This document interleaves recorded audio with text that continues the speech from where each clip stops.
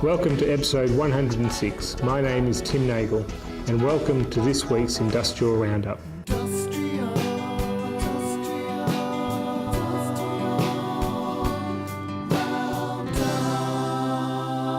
So from a public sector perspective, the biomedical engineers, dental therapists and also the general dentists and specialist dentists have now been finalised. The implementation guides and podcasts are available through our website.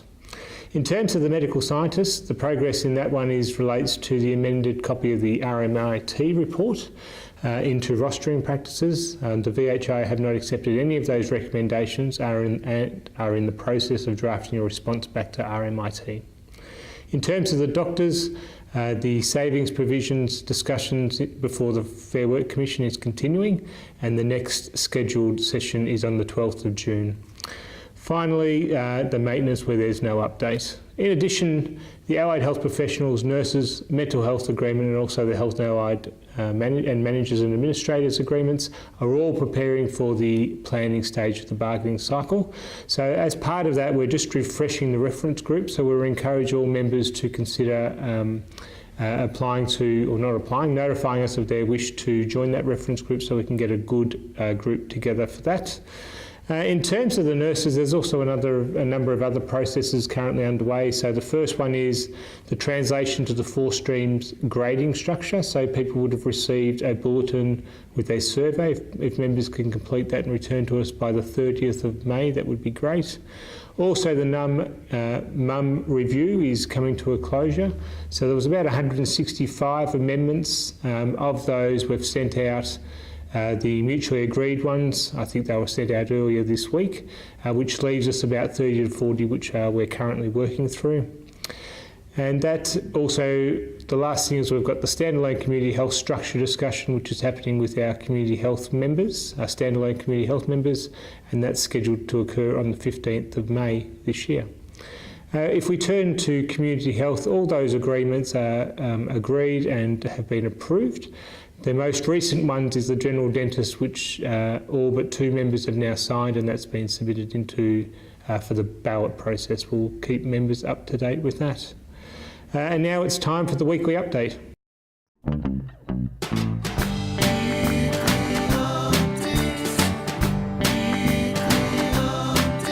Hello and welcome to this week's weekly update, where we go in depth on a particular topic.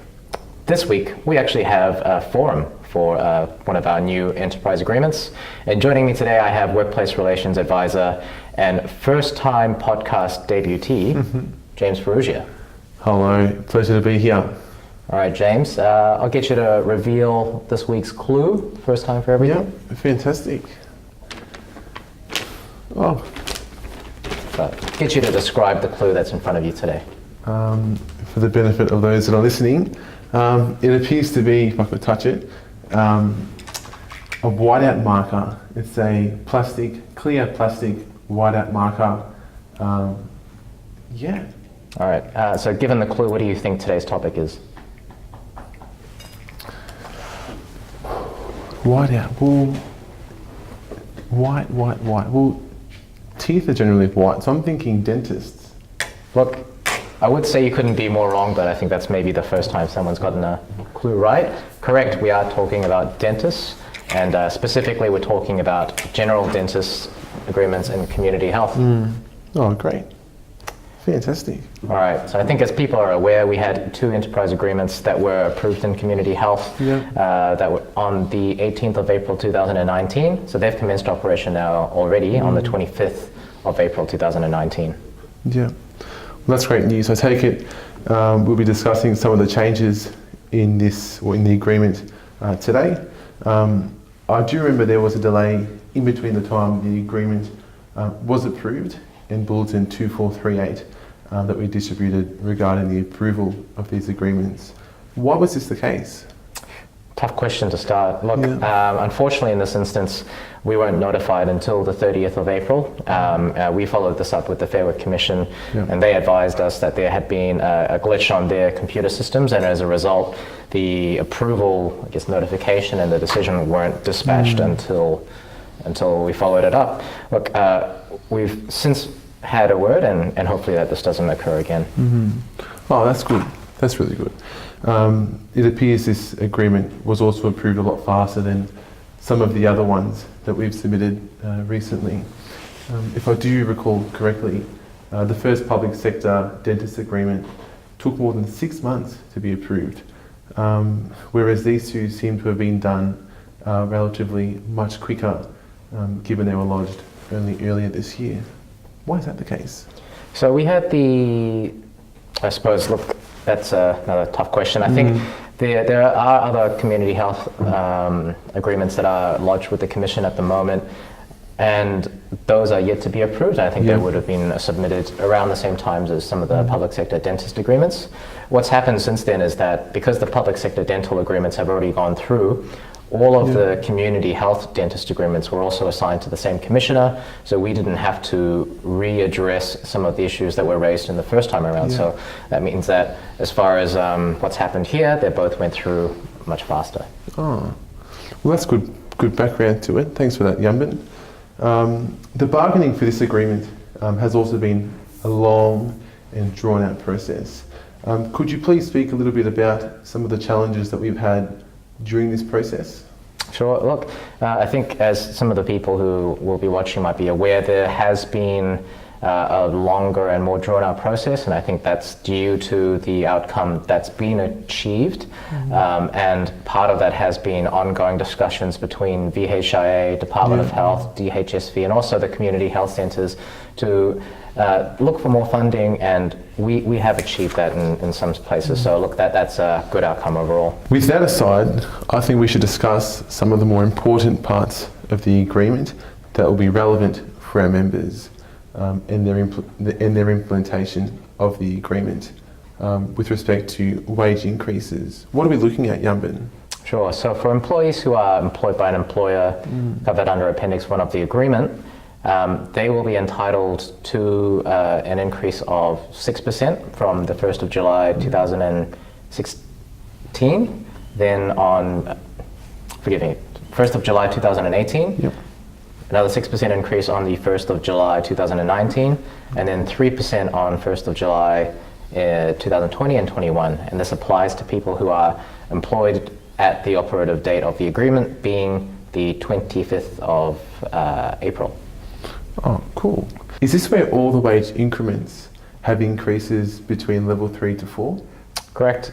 Look, put simply, and we might go into a bit more detail about this later, but members should refer to the rates of pay that are set out in, I think, Appendix 4, which is the remuneration table.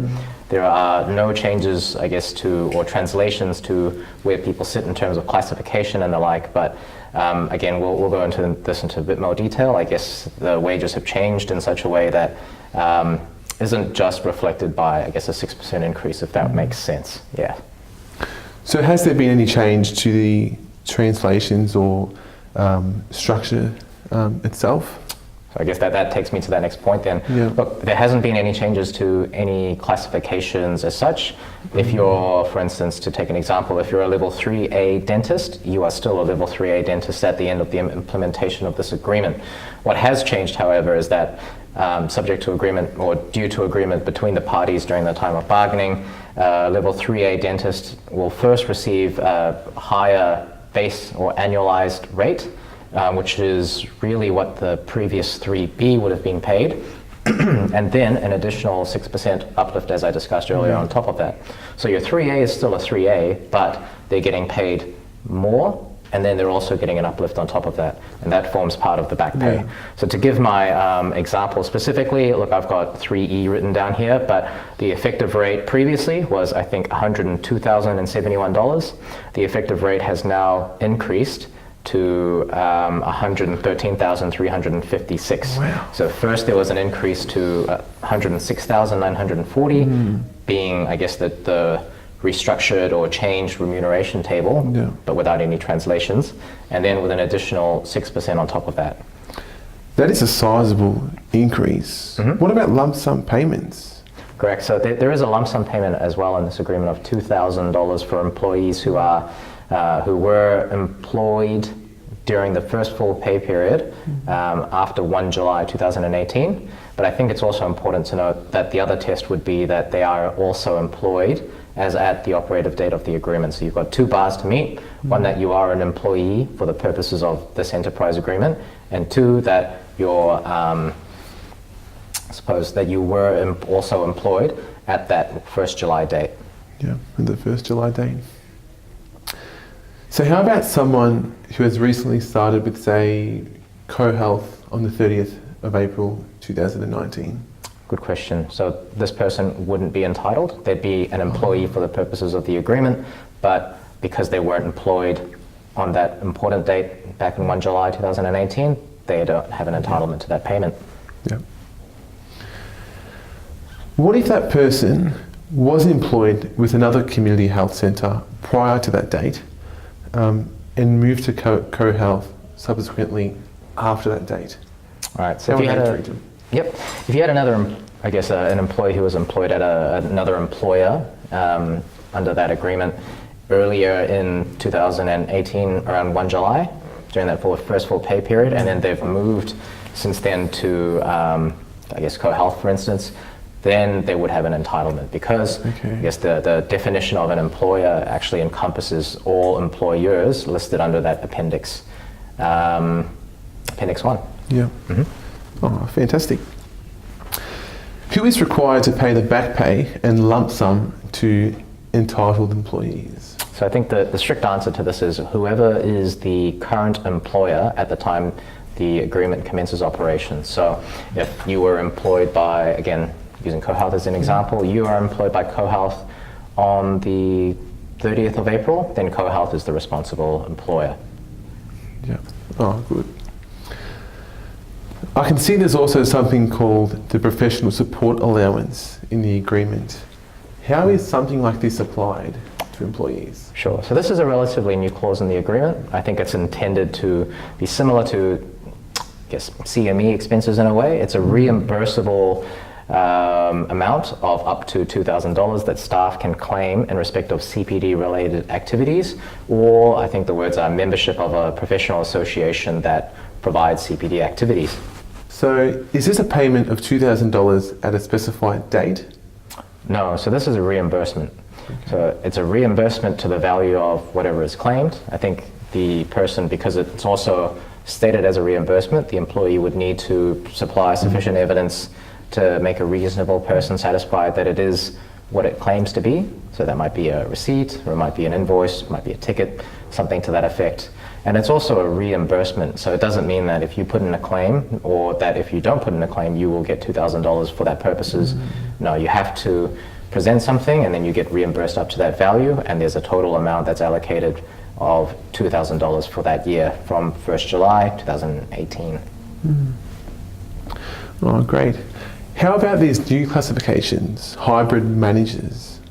So we've had a couple of questions about these clinical hybrid managers out in the field, and look, a bit of background on what they are. They exist because there are dentists that have to perform very highly at a clinical level, but also at a managerial level, and that's usually in some places where there might be fewer staff or a smaller team, and there's a need for this. But at the moment, what's going to happen is that there will be 10 EFT allocated across the state of Victoria, and this is to be done through a process agreed between VHIA, the Department of Health, and also the ADA, so there is no action required on this at the moment. Let's talk about some of the changes in the enterprise agreement and what changes have been made. I know we've looked into common community health sector clauses where possible. Which clauses are we talking about? Right, so we've included common clauses across community health, as well as a common structure to the agreement.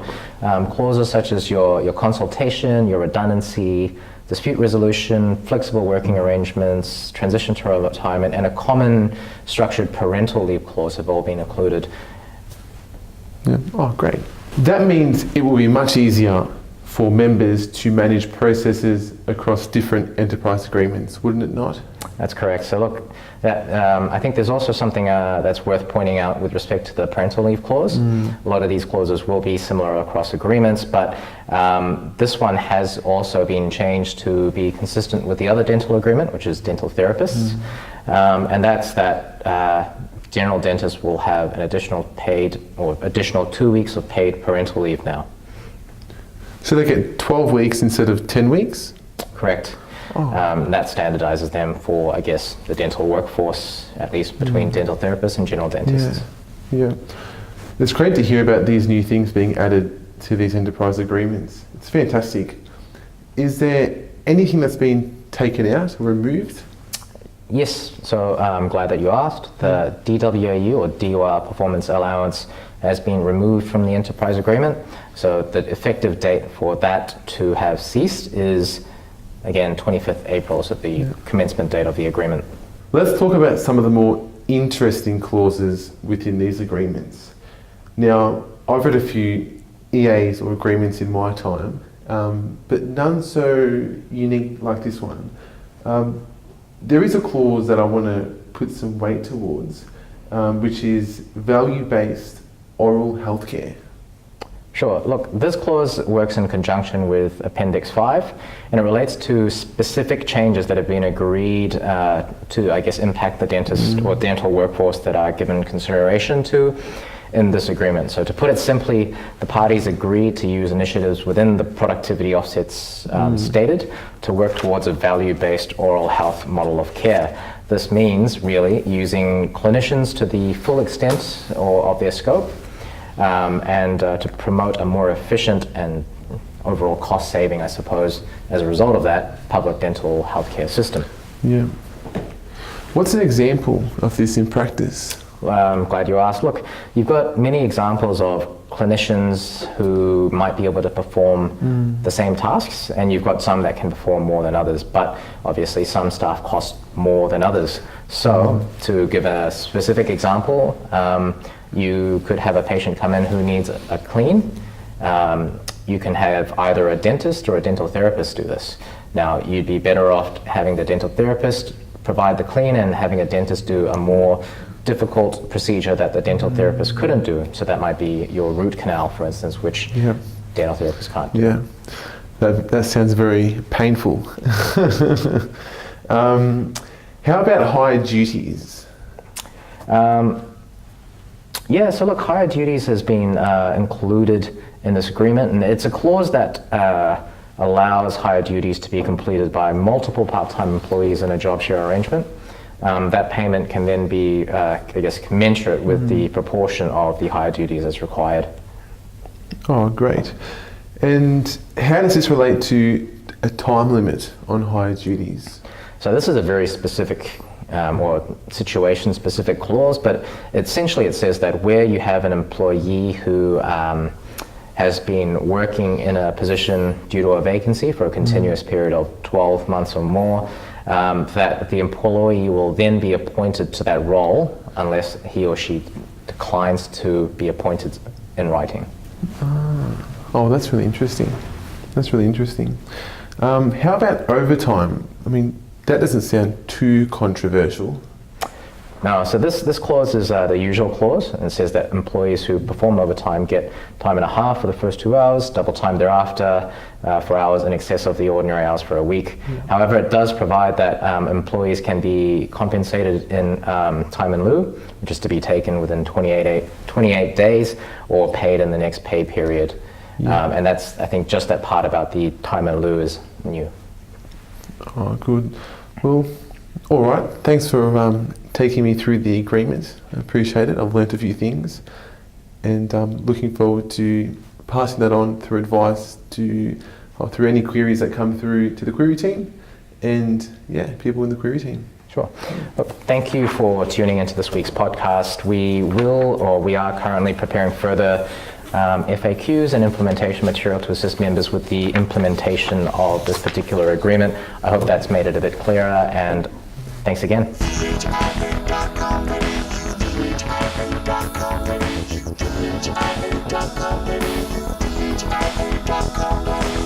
VHIA.com